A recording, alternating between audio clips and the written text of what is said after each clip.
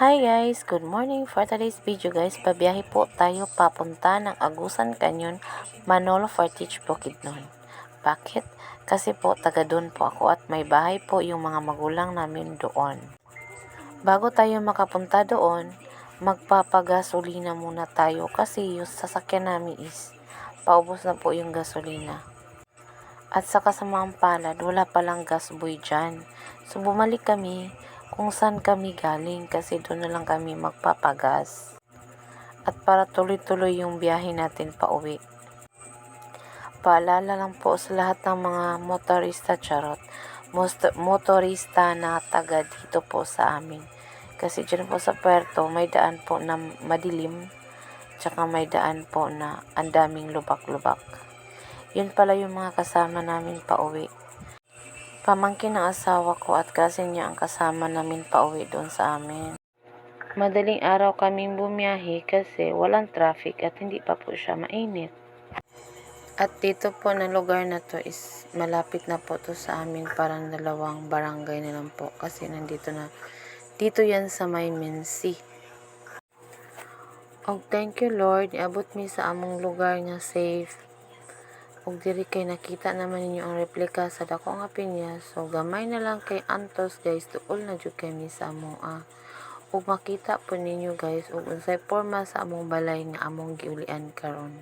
Balay pa ni o kalasangan. Uy, Diyos ko ni.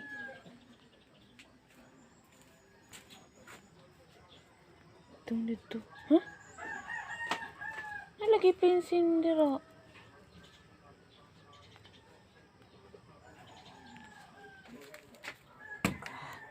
Tanawa, susana. Ni nga ni pagbiya na mo. Kani siya abri.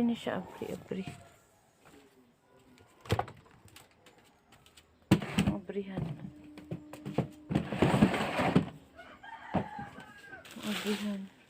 Pero nga may abot man ni amo. Kuan din nakasab kani dito may sa CR pero nga may abot diri.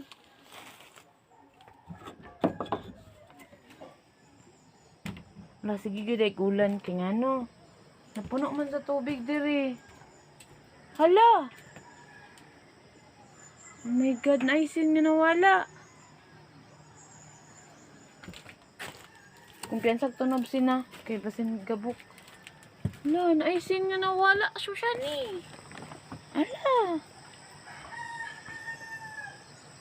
Hala, bungkag siya. My God. Tanawa. Oh my God. Tanawa siya. Hala, bungkag siya. So, kailangan naging siya i-repair. Naputol. Hala. Asa ang sindiri?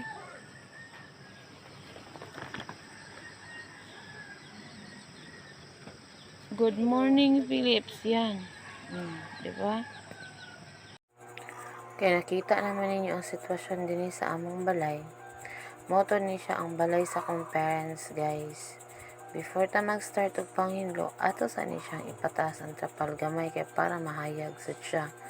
Tag-astod kaayo ang sagbot din ani guys. Kay lagi wala na beta og gapuyo dinhi. Kaya ang ako bayan duha kay suon kay nanabay kanya-kanya nga pamilya. Ang isa na kay suon sunod na ko sa Manila, ang isa to sa gawas. So wala na gyud na siya gapuyo din ha.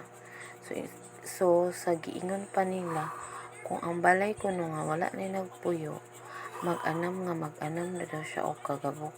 Kaya wala naman siya tao niya, wala na ga-maintain o kinlo sa balay. Kung kani nga yuta og kaning balay guys, kabili ni sa parents na mo nga namatay.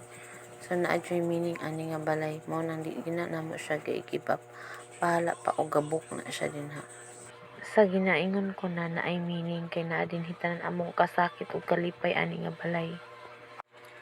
So lain pa ato guys, ang uban ako kauban guys na sa silong.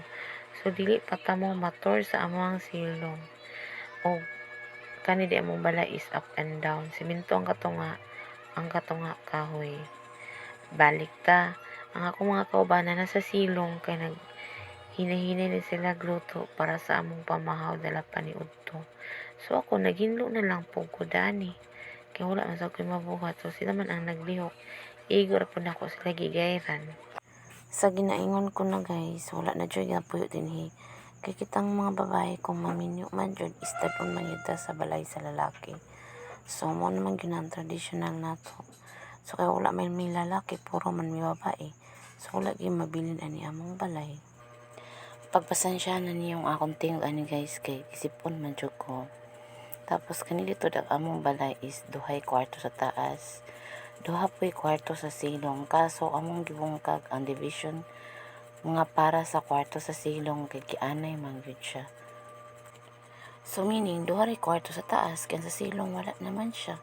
Moded na siya ang kwarto, tapos simple ra na among balay guys. Hapit na pug ko ani mo man og panilig diri sa taas guys munang. Ako tamong pangutanon guys. Sa inyong pagtuod, charot pagtuod, bitaw sa kung kamo ang pabuton, asa mo gusto mo puyo sa inyong kaugalingon nga balay o makitipon mo sa inyong ugangan or biyanan.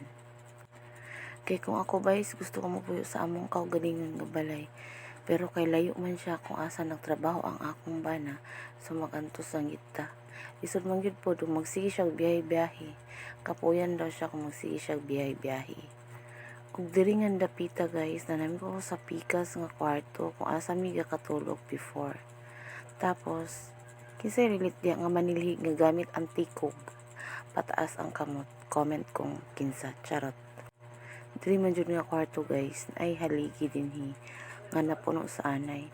So, ang among mga unlan anak guys na ay mga anay. Kay sa unsaon na mo o kuha sa anay, kay gabalik yun ang anay. Unsay pang patay sa anay guys. Kay nga dako gud ang balay sa anay anak. Taas anang naay bag nga puti naay balay sa anay tya.